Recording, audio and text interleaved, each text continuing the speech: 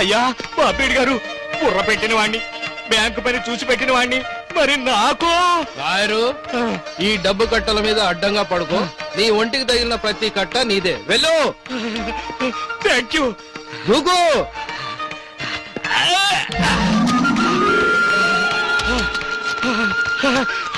మా అమ్మ నన్ను ఇంకా కొంచెం పొడుగ్గా కనుంటే బాగుండేది.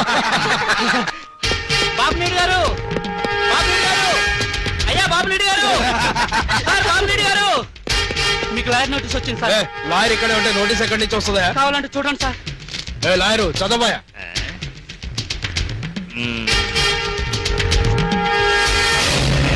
బాపేడు గారు, పంప మునిగింది సార్. ఏమైంది? మనం ప్రభుత్వాన్ని మోసం చేసి జనం డబ్బు తినేసామని కోర్టులో కేసేశారండి.